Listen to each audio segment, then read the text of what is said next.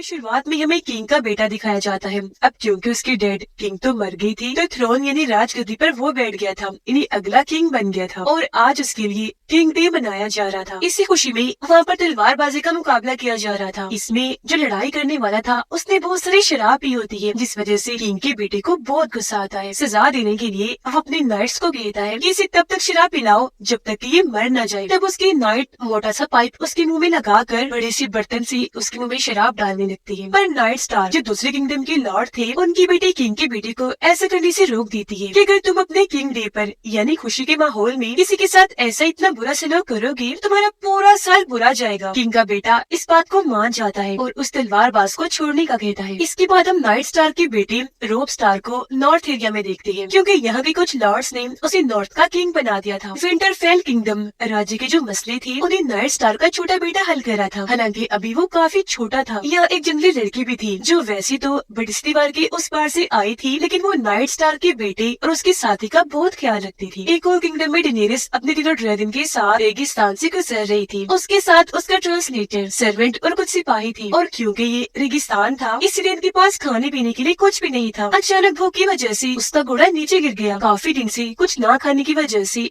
वही अपना दम तोड़ देता है। अब ये देखते हुए डेनेरिस अपने 3 सिपाहियों को खाना और पानी की तलाश में भेज देती है। समंदर में मौजूद एक शहर में हम किंग के भाई को पहली बार देख पाते हैं, जिसका नाम स्टैनिस था। और क्योंकि किंग की मौत हो गई थी इसलिए स्टैनिस को लगता है कि राजगद्दी का असली हकदार मैं हूँ, लगे किंग का बेटा। यहाँ उनके साथ एक काफी ताकतवर जादूगरनी भी बैठी हुई थी। यहाँ स्टैनिस एक खत लिख पाते हैं जिसमें वो कहते हैं कि किंग की वाइफ का अपने भाई जेमी के साथ जो ताल्लुक है मुझे उसका पता है, और उनकी जो नाजायज बच्चे है मैं उनके बारे में भी सब जानता हूँ। और अब थ्रोन यानी राजगद्दी तख्त का असली हकदार मैं हूँ। यहाँ स्टैनिस के साथ उनके राइट हैंड भी बैठे हुए थे, यानी जो उनकी खास आदमी थी। यहाँ हम साफ साफ देख लेते हैं कि वो जादूगरनी कितनी ताकतवर है। वो जहर से भरी एक शराब पी लेती है पर उसे जरा सा भी कुछ नहीं होता, एकदम वो बिल्कुल ठीक रहती है। अब रोब का टेंट दिखाया गया जहाँ हमें पता चला कि रोब ने जेमी के खानदान के खिलाफ बहुत सारी लड़ाइयाँ जीती थी और अब उसके पास भी किंग के भाई स्टैनिस का खत पहुँच जाता है। और यहाँ उसे ये बात भी पता चल जाती है कि किंग का जो बेटा है वो किंग का नहीं बल्कि जेमी का है, जिसका मतलब कि किंग की वाइफ ने अपने भाई के बेटे को ही पैदा किया। और क्योंकि जेमी को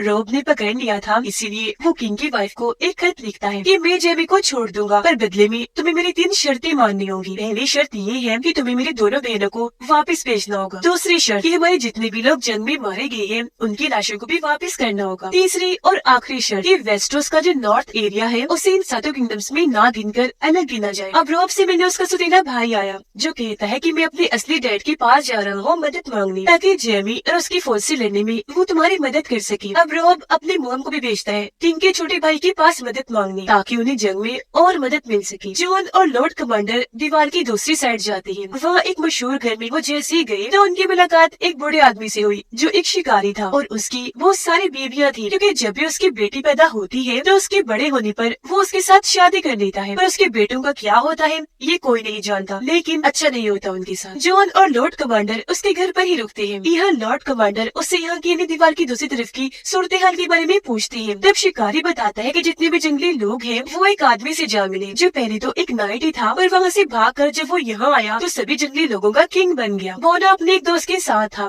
क्योंकि दोनों एक दूसरे को प्यार करने लगे थे। अब लड़की को कोई नुकसान ना पहुँचे इसलिए बोना उसे सबसे छुपाकर कैपिटल शहर में ले आया था, यानी किंगडम्स के सबसे बड़े शहर में। किंग की वाइफ यानी जेमी की बहन अपने किंगडम के लॉर्ड से मिली और उससे नाइट स्टार की छोटी बेटी के बारे में पूछती है कि वो कहाँ है, क्योंकि वो इनकी कैद से भाग गई थी। बातों बातों में किंग की वाइफ को पता चल गया था कि ये लॉर्ड मेरे और मेरे भाई जेमी की गलत ताल्लुकात के बारे में जान चुका है, इसीलिए वो अपने सिपाहियों को हुक्म देकर पहले उसे पकड़वाती है, फिर उसकी गर्दन पर तलवार रखवाकर उसे धमकाकर छोड़ देती है। किंगडम में किंग का बेटा जो अब किंग बन गया था वो किंग के सारे सौतेले बच्चों को एक एक करके मार रहा था। सिर्फ एक ही सौतेला बच्चा बचा था जो अपनी जान बचाकर वहाँ से भाग गया था। किंग के उस बेटे के साथ नाइट स्टार की छोटी बेटी भी थी, क्योंकि वो दीवार के पास जा रहा था नाइट बनने के लिए और रास्ते में वो नाइट स्टार की बेटी को उसके किंगडम विंटरफेल में सही सलामत उतार देगा। बच्चे जैसे एक जगह पर उतरी तो उसकी मुलाकात एक बहादुर वॉरियर से हो जाती है जो इस वक्त पिंजरे में बंद था। किंग की वाइफ के पास रॉब का खत आ ही गया था, पर वो उसकी तीनों शर्तों को मानने से इनकार करके खत को ही फाड़ देती है। उन्हें यहाँ दीवार की तरफ से आया हुआ लॉर्ड कमांडर का खत भी मिलता है, जिसमें उन्होंने बताया था कि लाशें अचानक जिंदा हो रही हैं और उनमें से एक लाश ने मुझ पर हमला किया। पर किंग की वाइफ इस बात पर भी यकीन ना करके मजाक में टाल देती है। रेगिस्तान में डेनेरिस डेनीरस जब लेटी थी तो उसके पास एक घोड़ा आया जिसके ऊपर कपड़े का बैग पड़ा हुआ था। उसे जैसे ही चेक किया गया तो उसमें से एक इंसान का कटा हुआ सर निकलता है और ये उन्हीं सिपाहियों में से एक का था जिन्हें डेनीरस ने खाना पानी ढूंढने के लिए भेजा था। रोब का सुरीला भाई भी अपने डैड के पास आइलैंड पहुंच गया था। वो उनसे शिप मांगता है ताकि वो रोब के साथ मिलकर कैपिटल शहर पर हमला कर सके। स्टेनिस का राइट हैंड भी एक समुद्री लुटेरे से आकर मदद मांगता है ताकि वो इन्हें शिप दे तो स्टेनिस कैपिटल शहर पर हमला कर सके। दरअसल की राइट हैंड पहले एक नशा बेचने वाला हुआ करता था और उसने एक जंग में स्टेनिस की मदद की जिस बात से स्टेनिस को खुशी हुई। पर जब उन्हें पता चला कि वो नशा बेचता है तो सजा के तौर पर उन्होंने उसकी 2 उंगलियां काट दी। फिर और कोई बड़ी सजा ना देकर माफ कर दिया और अपना राइट हैंड बना लिया। उधर दीवार की उस पर शिकारी आधी रात को अपना बच्चा कहीं ले जा रहा था पर तभी उसे जॉन देख लेता है। वो शिकारी का पीछा करना शुरू कर देता है। देखता है कि शिकारी अपने बच्चे को जंगल में छोड़ के चला गया है। उसके जाने के बाद वहाँ ज़ॉम्बी डीमन आकर बच्चे को उठाकर ले जाता है। ये देखकर जॉन अभी हैरान हो ही रहा था कि बच्चों के साथ इतना बुरा सलूक किया जाता है कि तभी शिकारी जॉन को देख चुका था। वो अपने हथियार से उसके सिर पर वार करके उसे बेहोश कर देता है। फिर वो उसे मार मार कर लॉर्ड कमांडर के सामने लाकर फेंक देता है क्योंकि अब उसका पोल खुल चुका था। उसे इतना गुस्सा आया हुआ था कि वो उन सबको वहाँ से जाने का कहता है, ये कहकर कि मैंने तुम्हें यहाँ पनाह दी पर तुम मुझ पर ही नजर बना के बैठे हुए हो। सब नॉर्मल होने के बाद जॉन लॉर्ड कमांडर से पूछता है कि आपको ये सब पहले से ही पता था, मैं जान गया हूँ, तो आपने मुझे पहले क्यों नहीं बताया। जिस पर लॉर्ड कमांडर जवाब देते हैं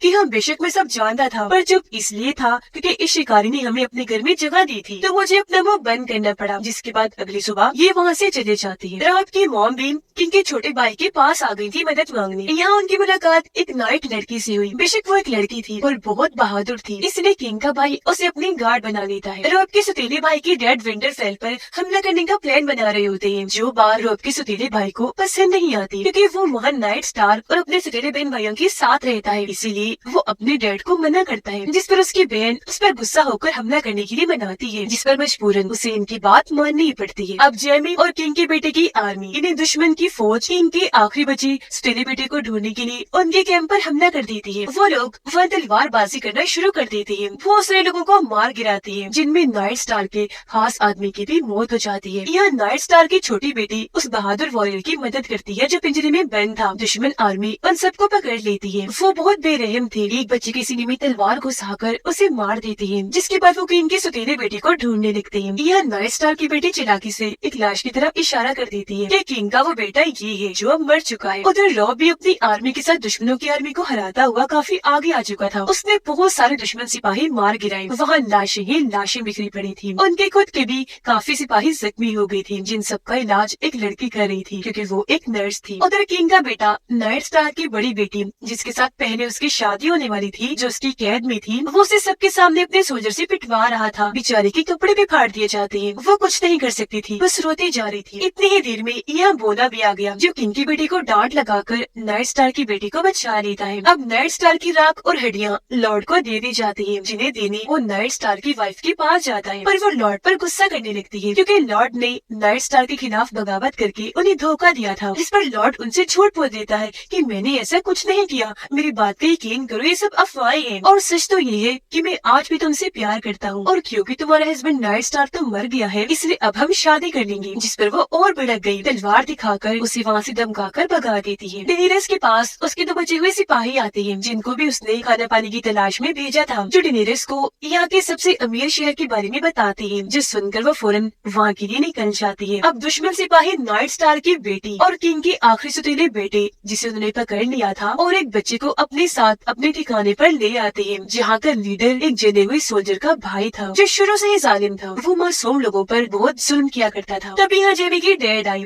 जो कुछ दिन यही रहने का फैसला करते हैं ताकि वो रोब से लड़ने की तैयारी कर सके। यहाँ वो जैसे नाइट स्टार की बेटी को देखते हैं तो समझ जाते हैं कि ये एक लड़की है जिस बात से वो काफी मुतासिर हुई क्योंकि वो काफी बहादुर और तलवारबाज थी तो इसीलिए वो उसे अपने लिए खाने पीने का ध्यान रखने के काम पर रख लेते हैं। डेनीरस भी अमीर शहर के बाहर पहुँच गयी थी। शहर के गेट पर 13 लोग खड़े थे जो यहाँ के सबसे अमीर लोग थे। उनमें से एक अमीर आदमी आगे आया जो डेनीरस को कहता है कि मैं तुम्हारे ड्रैगन्स को देखना चाहता हूँ। इस पर वो कहती है ठीक है मैं दिखा दूंगी पर पहले तुम्हें मुझे अपने शहर के अंदर ले जाना होगा। इस पर वो अमीर आदमी इनकार करके वापस अपने लोगों के पास चला जाता है। इस बात से डेनीरस को गुस्सा आ गया। वो लोगों को धमकाने लगती है कि अगर तुम्हें इतना ही घमंड है अपने शहर पर तो देखना मैं ये रहने नहीं दूंगी। जब मेरे ड्रैगन्स बड़े हो जाएंगे तो मैं तुम्हारे शहर पर हमला करवा के तुम्हारा पूरा शहर जलाकर तहस नहस करवा दूंगी। ये सुनकर अमीर शहर का हेड आगे आया, जो डेनेरियस को अपने शहर के अंदर भेजने के लिए मान जाता है और इशारे से कहता है, आइए आइए, हमारे शहर में आपका वेलकम। कैपिटल शहर में बोना किंग की वाइफ की कजन से आकर मिलता है और ये वही कजन है जिसने जानबूझकर किंग को जंगल में शराब पिलाई थी ताकि किंग को नशा हो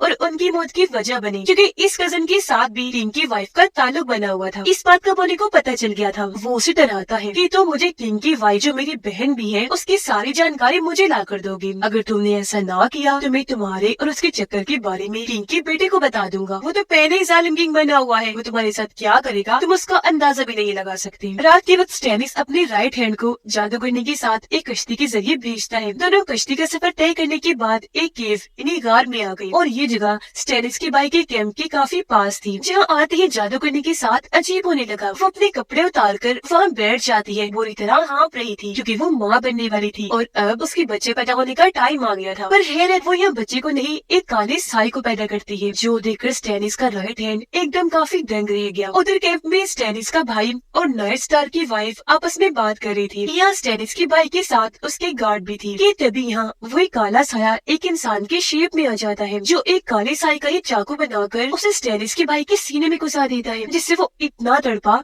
कि वही उसकी मौत हो गई। ये देखकर उसके गार्ड और नाइट स्टार की वाइफ इतना डर गई कि चिल्लाने लगती है। आवाज सुनकर वहाँ बहुत सारे गार्ड्स आ गए, पर क्योंकि तब तक वो साया वहाँ से जा चुका था इसलिए गार्ड्स को लग रहा था कि इस फीमेल गार्ड ने उसे मारा है, तो वो उस पर हमला कर देती है। लेकिन फीमेल गार्ड बड़ी बहादुरी से उनसे लड़ी। एक गार्ड की वो कंधे पर हमला करती है, एक के सीने में तलवार घुसा देती है और एक की सीधा सिर में तलवार दे मारती है, जिसके बाद वो काफी रोने लगी। उसकी ऐसी हालत देखकर नाइट स्टार की वाइफ उसे लेकर वहाँ से भाग जाती है। अब क्योंकि वो मर चुका था तो मतलब स्टैनिस उन पर कभी भी हमला कर सकता था, इसीलिए बाकी बचे लोग भी वहाँ से भाग जाते हैं। किंग की वाइफ का कजन बोने से आकर मिलता है ताकि उसे किंग की वाइफ के बारे में जानकारी दे सके। वो बताता है कि किंग की वाइफ एक खतरनाक तेज लिक्विड बनवा रही है, जो तेजाब की तरह इतना तेज है कि वो किसी भी चीज को आसानी जला सकता है और ये लिक्विड जंग में इस्तेमाल किया जाता था। फिर वो बोने को एक आदमी के पास लेकर जाता है, जो किंग की वाइफ के कहने पर वो लिक्विड बना रहा था। वहाँ उस आदमी ने बहुत सारा लिक्विड बना भी दिया था, जिसे मटकों में भर कर रखा हुआ था। असल में वो ऐसा इसलिए करवा रही थी ताकि इस लिक्विड को जंग में वो स्टैनिस के खिलाफ इस्तेमाल कर सके। अब स्टैनिस का राइट हैंड वापस आकर स्टैनिस को जादू करने की सारी बात बता देता है कि उसने कैसे एक काले साई को जन्म दिया, जिसने जाकर स्टैनिस के भाई को मार दिया। पर इस बात से उसे कोई फर्क नहीं पड़ रहा था, क्योंकि वो यही अपने भाई को मरवाना चाहता था, जो काम हो भी गया। जिसका मतलब कि इसने जानबूझ के जादूगरनी को उस केव में भेजा और उस काले साई की मदद से अपने भाई को मरवा दिया। उधर रोब का सुतीला भाई अपने डैड और बहन की बातों में आकर आखिरकार विंटरफेल पर हमला करने के लिए राजी हो ही गया, जहाँ बहुत जल्द वो हमला करने वाले थे, जिसका मतलब कि वो अपने सुतीले बहन भाइयों के साथ बगावत पर उतर आया था। नाइट स्टार की वाइफ फीमेल गार्ड को बचाकर जंगल में ले आई। यह फीमेल गार्ड उससे बहुत खुश हुई। उसकी जान बचाने के लिए वो नाइट स्टार की वाइफ के सामने अपनी तलवार रखी आज से उसकी गार्ड बन जाती है। अब नाइट स्टार की छोटी बेटी की मुलाकात दोबारा से उस बहादुर वॉरियर से हो जाती है और क्योंकि उसने बहादुर वॉरियर की पिंजरे से निकलने में मदद की थी, उसकी जान बचाई थी, इसलिए वो कहता है कि अब एहसान का बदला देने का टाइम आ चुका है। मैं तुम्हारे लिए किसी भी 3 लोगों को मार दूंगा, तुम्हें बस उनके नाम मुझे बताने होंगे। और क्योंकि दुश्मन सिपाही उन्हें बहुत परेशान कर रही थी, इसलिए बच्ची एक सिपाही का नाम उसे बताकर वहाँ से चली जाती है। दीवार के उस पर सारे लोग बर्फीले इलाके में आ जाते हैं, जहाँ उन्हें एक रेंजर मिल जाता है, जो पिछले साल यहाँ आने के बाद वापस नहीं लौटा था, पर हैरत वो अभी तक जिंदा था। यहाँ एक आदमी लॉर्ड कमांडर को बताता है कि जंगली लोगों का किंग अपने लोगों के साथ नॉर्थ को छोड़कर साउथ की तरफ जा रहा है, क्योंकि नॉर्थ में अब सर्दियाँ जो आ गई है, जिसका मतलब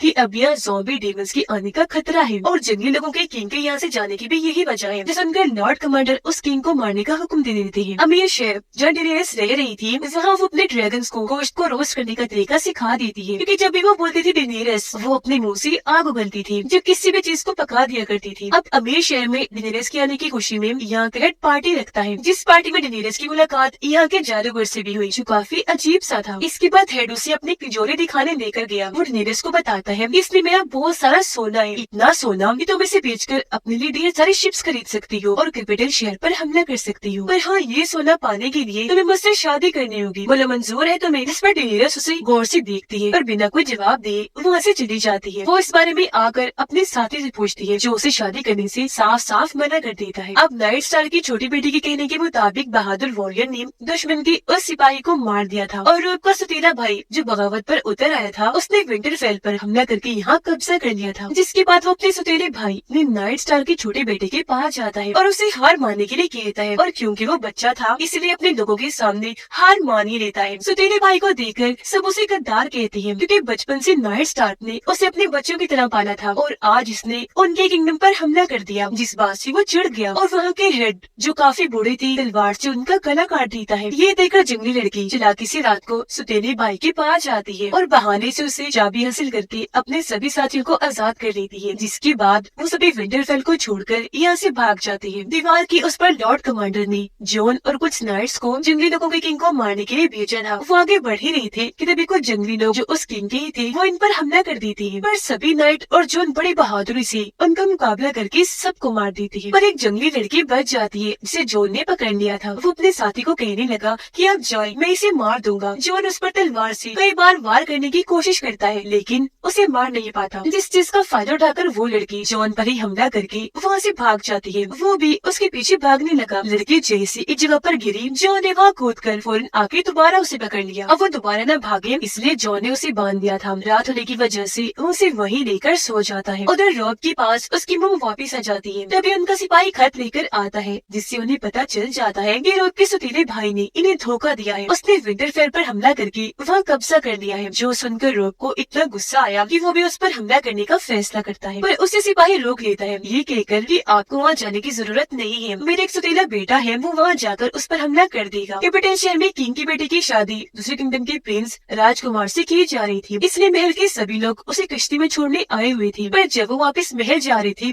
तो लोगों की भीड़ में एक इंसान किंग की बेटी पर हमला कर देता है, क्योंकि उसने उसके सर पर मिट्टी वाला पत्थर फेंक के मारा था। जिस बासी किंग के बेटे को इतना गुस्सा आया कि वो अपने सिपाहियों को कहकर सभी लोगों को मारने का हुक्म देता है। इससे पहले कि सिपाही लोगों पर हमला करते लोग भड़क गए, उल्टा उन्हीं पर हमला कर देते हैं। लोगों ने उन पर तीरों, तलवारों और पत्थरों की बारिश कर दी थी, और क्योंकि लोग बहुत ज्यादा थे इसलिए महल के लोग जैसे तैसे अपनी जान बचाकर महल के अंदर आ जाते हैं। यहाँ बाहर के कुछ लोग भी अंदर आ गए थे जो नाइट स्टार की बेटी को पकड़कर नीचे गिरा देते हैं, फिर उसके साथ बदतमीजी करने की कोशिश करने लगते हैं। लेकिन तभी यहाँ वो सोल्जर जिसका चेहरा जला हुआ था वो आकर इन लोगों पर हमला कर देता है। एक वो हवा में लहराकर मारता है तो दूसरे की कमर में अपना चाकू घुसाकर, जिसके बाद वो नाइट स्टार की बेटी को बचाकर वहाँ से ले जाता है। महल में दूसरी तरफ मोना किंग की बेटी पर काफी गुस्सा करता है, उसे जोरदार थप्पड़ भी लगाता है। ये सब तुम्हारी वजह से हुआ, तुमने एक इंसान जिसने तुम्हें पत्थर मारा था उसकी वजह से सब लोगों को मारने का कहा, इससे लोग भड़क गए और उन्होंने हमारे साथ ऐसा कर दिया। तभी यहाँ जला हुआ सोल्जर नाइट स्टार की बेटी को लेकर आ जाता है। अब एक सिपाही को नाइट स्टार की छोटी बेटी पर शक हो गया था, जिस बारे में बताने के लिए वो जेमी के डैड के पास जाने लगा, इन्हें दुश्मनों के हेड के पास। ये देखकर बच्ची घबरा गई। वो बहादुर वॉरियर के पास आकर उसे उस सिपाही का नाम बता देती है ताकि ये उसे मार दे। वो सिपाही जेमी के डैड के पास पहुँच तो गया था लेकिन कुछ बताने से पहले ही बहादुर वॉरियर उसे मार देता है। अमीर शहर में डेनेरिस ये देखकर काफी परेशान रह जाती है कि किसी ने उसके बहुत सारे लोगों को मारकर उसके ड्रैगन्स को भी चुरा लिया है। अब जहाँ जेमी को कैद किया हुआ था वहाँ रोब एक लड़के को भी रखता है, जिस चीज का फायदा उठाकर जेमी उस लड़के के पास आया और उस पर हमला करके पहले उसे नीचे गिराता है, फिर बहुत बार उसे पीट कर जान से मार देता है। ये हलचल देखकर एक गार्ड पिंजरे को खोलकर अंदर आया, तब जेमी उस पर भी हमला करके वहाँ से भाग जाता है। अब हमें पता चला कि अमीर शहर का हेड वहाँ के जादूगर से मिला हुआ है और उन दोनों ने ही मिलकर डेनेरिस के ड्रैगन्स को चोरी करवाया है। अब जादूगर डेनेरिस के सामने अपने बहुत सारे लोग बनाकर इस शहर के तकरीबन सभी अमीर लोगों को मार देता है। वो एक एक करके सबके गले काट देता है, जिससे मौके पर ही उनकी मौत हो जाती है। यहाँ वो डेनेरिस को उस अजीब जगह के बारे में भी बता देता है जहाँ उसके ड्रैगन को रखा गया था, और वहाँ डेनेरिस को अकेले ही जाकर अपने ड्रैगन्स को लाना होगा। अगली सुबह जॉन और जंगली लड़की की आंख खुल जाती है और क्योंकि जॉन ने उसे बांधा हुआ था इसलिए रस्सी के सहारे वो उसे वहाँ से ले जाने लगता है। लेकिन तभी वो लड़की अपनी रस्सी ढीली करके उस पर टांग मार के जॉन पर हमला करती है और वहाँ से भाग जाती है। थोड़ी देर बाद वो अपने सभी साथियों को वहाँ लेकर आई जो चारों तरफ से जॉन को घेर लेती है। जेमी जो कैसे भाग गया था उसे दोबारा से सिपाही पकड़ लेते हैं और कैंप में उसे फिर से ले जाया जाता है। विंटरफेल में रॉब का सतीला भाई यह रॉब के दोनों छोटे बहन भाइयों को ढूंढ रहा था, पर काफी ढूंढने के बाद भी जब वो उसे नहीं मिलते तो वहाँ के दो बच्चों को मारकर उन्हें जला देता है और उनकी लाशों को वह रस्सी के सहारे लटका दिया जाता है ताकि लोगों को लगे कि उसने रॉब के दोनों बहन भाइयों को मार दिया। अब जब इस सौतेले भाई की बहन यहाँ आई तो बच्चों की लाशों को देखकर उसे भी ऐसे ही लगता है, इसलिए वो अपने भाई को जल्दी से यहाँ से चलने का कहती है क्योंकि वो उसे ले जाने ही आई थी। वजह यही थी कि इन बच्चों के मरने की वजह से अब कभी भी यहाँ विंटरफेल में हमला हो सकता था, पर वो विंटरफेल को छोड़ के जाना नहीं चाहता था। दीवार के उस पर जंगली लोगों ने जॉन जंग को पकड़ लिया था, जिसे लेकर वो जंगली इंसान हड्डियों के लॉर्ड के पास आती है, क्योंकि उसने अपने पूरे जिस्म को हड्डियों से कवर्ड किया हुआ था। वो जॉन को देखते ही उसे मारने का हुक्म देता है, पर वो लड़की जिसे जॉन ने पकड़ा हुआ था वो उन्हें मना करके उसकी जान बचा लेती है। यहाँ उसे अपना एक सिपाही भी मिलता है जिन्हें भी जंगली लोगों ने पकड़ लिया था। वो बताते हैं कि इन बुरे लोगों ने हमारे सब लोगों को मार दिया है। उधर जेमी के डैड इन दुश्मनों की हेड रॉब पर हमला करने के लिए निकल जाती है। इस वजह से नाइट स्टार की छोटी बेटी परेशान हो गई और वो दोबारा से उस बहादुर वॉरियर को ढूंढने लगती है ताकि उसे जेमी के डैड का नाम बता सके और वो उसे मार दे, पर वो उसे नहीं मिलता। कैपिटल शहर में बोला भी अपने साथियों के साथ मिलकर जंग की तैयारी कर रहा था, क्योंकि स्टेनिस उन पर कभी भी हमला कर सकता था। स्टेनिस तो जंग के लिए पूरा तैयार था। वो अपने बहुत सारी शिप्स लेकर कैपिटल शहर की तरफ निकल जाता है। उधर नाइट स्टार की बेटी को बहादुर वॉरियर मिल तो गया था, पर वो काफी लेट हो गई थी क्योंकि जेमी के डैड वहाँ से जा चुके थे। तो इसीलिए वो बहादुर वॉरियर से जिद करके वहाँ से उसे ले जाती है। रात के वक्त बहादुर वॉरियर दुश्मन के सभी सिपाहियों को मौत की नींद सुला देता है, जिसके बाद वो सब यहाँ से भाग जाती है। अब नाइट स्टार की वाइफ ने जेमी को खुद ही दोबारा आजाद कर दिया था, क्योंकि उसे डर था कि कहीं कोई जेमी को मार ना दे, क्योंकि अगर जेमी मारा गया तो उन्हें उनकी दोनों बेटियां कभी वापस नहीं मिलेंगी। इस मकसद के लिए उन्होंने फीमेल गार्ड को भी जेमी के साथ भेजा ताकि वो उसे सही सलामत कैपिटल शहर छोड़कर आ सके। कैपिटल शहर में स्टेनिस अपनी शिप्स लेकर पहुंचने वाला था। यहाँ सबसे आगे वाली शिप पर स्टेनिस का राइट हैंड खड़ा था, क्योंकि वो सबको लीड कर रहा था एक लीडर की तरह। थोड़ी ही देर में इनकी सारी शिप्स कैपिटल शहर के गेट पर पहुंच गई, पर इन्हें वहाँ किंग के बेटे की एक भी शिप दिखाई नहीं दे रही थी। दूसरी साइड से किंग का बेटा भी अपनी शिप के साथ गेट के पास आ गया था, जिससे स्टेनिस की सारी शिप्स साफ साफ दिखाई दे रही थी। इतनी सारी शिप्स को देखकर वो बहुत डर गया और बोने को देखने लगा कि उसे जरा भी परवाह नहीं है, ऐसे तो वो मारे जा सकते हैं, क्योंकि उनके पास शिप्स बहुत कम थी। क्योंकि वो दरअसल नहीं जानता था कि बोने का प्लान तो कुछ और ही है, तो उन्हें कुछ नहीं होगा। अब तभी स्टेनिस के राइट हैंड को अपनी तरफ एक शिप आती हुई दिखाई दी। उन्होंने जैसे अपने सिपाहियों को इस बारे में बताया, वो सारे अलर्ट होकर अपने तीर उस तरफ कर लेते हैं। फिर जैसे वो शिप इनके पास आई तो उसमें एक भी सिपाही नहीं था, बल्कि उसमें था वो खतरनाक केमिकल जो पानी में गिरा था, क्योंकि यही उस बोने का प्लान था। वो अपने सिपाही को सिग्नल देकर इशारा करता है, जिसके बाद सिपाही एक जलता हुआ तीर उस शिप में दे मारता है। वहाँ आग लग गई, जो फैलती फैलती स्टेनिस के राइट हैंड की शिप की तरफ चली गई, क्योंकि सबसे आगे उनकी शिप ही थी, जिससे उनकी शिप पूरी जल गई और वहाँ बहुत बड़ा धमाका हो गया। पूरी शिप तबाह हो गई, जिससे वो राइट हैंड और उनका बेटा दूर जाके पानी में गिरते हैं। लेकिन स्टेनिस अभी भी नहीं रुकता, वो आगे बढ़ता रहता है और आखिरकार वो कैपिटल शहर के गेट पर आ ही जाता है। यह आते उसने भारी हमला बोल दिया। पहले तो बारिश की तरह तीर बरसाए, फिर तलवारों से भी वो उनके सिपाहियों को मारता गया। अंदर महल में सारी औरतें महफूज थीं। यहाँ किंग की वाइफ अपने बेटे को अंदर बुलाने का हुक्म देती है, क्योंकि अभी जंग स्टेनिस जीत रहा था और अगर वो जीत गया तो किंग की वाइफ को अपने बच्चों समेत जहर खा के अपनी जान देनी होगी। इस जंग में वो जला हुआ सोल्जर भी जल रहा था, पर उसे आग से बहुत डर लगता था, इसलिए वो आग को देखकर घबरा जाता है, क्योंकि बचपन में उसके भाई ने उसका चेहरा आग से जला दिया था, इसीलिए वो जंग छोड़कर जाने लगा। यहाँ पर किंग का बेटा भी जंग छोड़कर चला जाता है और अब अपनी टीम को लीड करने वाला यहाँ सिर्फ बोना ही बचा था। वो अपने लोगों को इकट्ठा करके उनकी हौसला अफजाई करते हुए उन्हें स्पीच देता है, जिससे उन लोगों में हिम्मत पैदा हुई और वो अपनी अपनी तलवारों को ऊपर करके वाह वाह के नारे लगाते हैं। जिसके बाद वो फौरन बाहर आकर बड़ी हिम्मत और बहादुरी से लड़ने लगते हैं, जिस चीज की पहले उनमें कमी थी। इस जंग में बोना भी लड़ रहा था, पर तभी यहाँ एक गार्ड आकर उसके सर पर वार करके उसका चेहरा जख्मी कर देता है। इससे पहले वो बोने को जान से मारता, पीछे से बोने का साथी आकर उस गार्ड के सर में अपना रॉड घुसा देता है और उसकी वही मौत हो जाती है। वो आकर फिर बोने को बचाता है, उसे संभाल रहा था क्योंकि उसका चेहरा जख्मी हो गया था। स्टेनिस की आर्मी बहुत बड़ी थी, वो लगातार आगे बढ़ रही थी और इन पर भारी पड़ रही थी। लेकिन तभी अचानक कहीं से बहुत सारे सिपाही घोड़े पर बैठकर वहाँ आ जाते हैं। बड़ी बहादुरी से स्टेनिस की आर्मी से लड़ने लगते हैं। खुद को हारता हुआ देखकर किंग की वाइफ अपने बच्चे को जहर देने वाली थी, पर तभी यहाँ उसके डैड आकर जहर को फेंक देते हैं और बताने लगे कि दुख मत करो, खुशखबरी है, हम जंग जीत गए हैं। जो सुनकर वो बहुत खुश हो गई। सच में स्टेनिस की पूरी आर्मी को इन लोगों ने मार दिया था और अकेला स्टेनिस ही बचा था, जिसकी तरफ भी लोग बढ़ने लगे। तब वो अपनी जान बचाकर यहाँ से भाग जाता है। सुबह उठकर बोना देखता है कि उसे तलवार लगने की वजह से चेहरे पर कट का निशान बन गया है, जिस वजह से वो दुखी हो गया। लोग अपनी मॉम को बताता है कि मैं एक लड़की को पसंद करता हूँ और उससे शादी करना चाहता हूँ। इस पर उसकी मॉम समझाने लगी कि जब हम जंग के लिए जा रहे थे तो पुल पार करने के लिए मैंने वहाँ के हेड से एक सौदा किया था कि मैं तुम्हारी शादी उनके बेटे से करवाऊंगी, इसीलिए अब तुम्हें उससे शादी शादी करनी होगी, पर रोब उनकी बात ना मानकर अपनी पसंद की शादी कर लेता है। डेनेरिस जादूगर की बताई हुई उस जगह पर अपने ड्रैगन को वापस लेने चाहती है। वो एक सुनसान अंधेरे जैसी जगह पर आ गई थी जो पूरी जगह जादुई थी। आगे बढ़कर वो जैसी जगह पर आई तो उसे सबसे पहले जुपिटर शहर का थ्रोन तख्त दिखा, जिसके साथ ही वो जगह दीवार की दूसरी तरफ शिफ्ट हो गई। वो आगे बढ़ने पर उसे कैंप में अपना हस्बैंड दिखा जो जिंदा सही सलामत था और उसने गोद में उनका बच्चा पकड़ा हुआ था। ये देखकर डेनेरिस समझ गई कि मेरा ध्यान भटकाने के लिए ये किस्म का जादू किया हुआ है, इसीलिए वो फौरन वहाँ से चली जाती है। वो अब एक दूसरी जगह पर आ गई थी जहाँ उसे अपने तीनों ड्रैगन्स मिल जाती है, लेकिन उनकी गर्दनों पर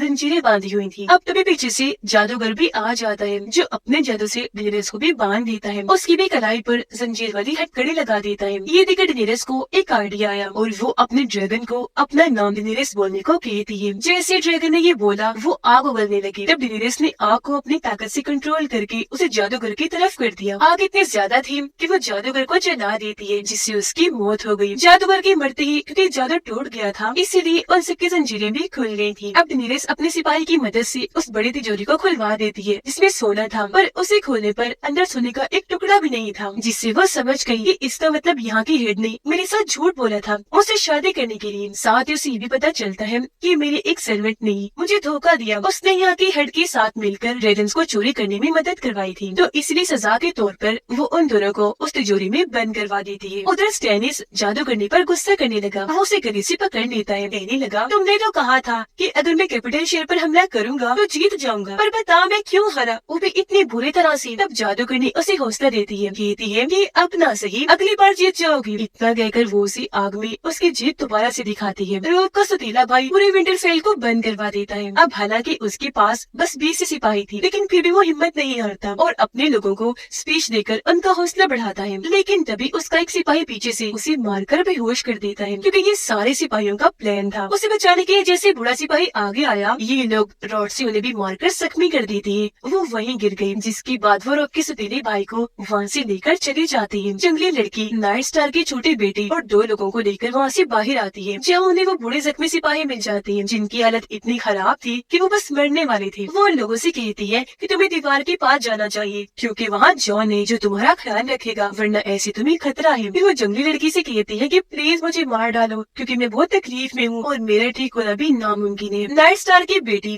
अपने दोस्तों के साथ भाग जाती है। उसे रास्ते में दोबारा से बहादुर वॉरियर मिलता है, जिसे वो कहती है कि मैं भी आपकी तरह बहादुर बनना चाहती हूँ, लोगों को मारना सीखना चाहती हूँ। इस पर वो कहने लगा कि नहीं, अभी तुम बहुत छोटी हो, ये काम मत करो, तुम्हारे लिए हर बार ये काम मैं कर दिया करूँगा। जो कहकर वो उसे एक सिक्का देता है। कहने लगा कि तुम जिसको भी मारना चाहती हो उसे ये सिक्का दिखा देना, और बस ऐसा होते ही वो इंसान मेरे पास आ जाएगा, फिर मैं उसे मार दूंगा। ये कहकर उसने अपना चेहरा दूसरी तरफ किया, लेकिन जैसे ही पलट कर देखा उसका चेहरा बदल चुका था, जिसके बाद वो यहाँ से चला जाता है। जिससे हम समझ पाते हैं कि वॉरियर होने के साथ साथ वो एक जादूगर भी है। दीवार के उस पर जॉन के 3 सिपाही यहाँ पर अपने नाइट साथियों को ढूंढ रहे होते हैं, पर तभी अचानक उन्हें 3 हॉर्न की एक साथ बजने की आवाज आती है, जिससे वो लोग इतना डर गए कि फौरन वहाँ से भाग जाते हैं। असल में 3 हॉर्न्स के बजने का मतलब है कि यहाँ ज़ॉम्बी डीमंस हैं, और इतने सालों बाद क्योंकि आज 3 हॉर्न बची थी, जब भी वो लोग इतना डर गए। जॉन का एक सिपाही जब भाग रहा था तो अचानक वो गिर जाता है, इसलिए वो जल्दी से जाकर पत्थर के पीछे छुप गया, जिसके बाद आखिरकार वहाँ ज़ॉम्बी डीमन आ ही जाता है, जिसकी जिल्द अजीब सी सफेद रंग की थी, चेहरा भी बहुत बदसूरत डरावना सा था, और वो एक मरे हुए घोड़े पर बैठा हुआ था। आंखें नीली चमकदार थी, हाथ में उसने बर्फ की तलवार पकड़ी हुई थी। जैसे उसने चीखकर तलवार को हवा में किया, अचानक उसके पीछे उसकी बहुत बड़ी आर्मी भी आ गई, जो सारे मरे हुए लोग थे, उनकी भी हालत बहुत खराब थी। वो सब सफेद ज़ॉम्बीज़ थे जो अब तबाही मचाने आगे बढ़ रहे थे। जॉन का दर छुपकर ये सब देख रहा था। उसकी हालत खराब हो गई थी क्योंकि ज़ॉम्बी डीमन की आर्मी बहुत बड़ी थी। और इसी के साथ दूसरा सीजन इधर ही खत्म हो जाता है।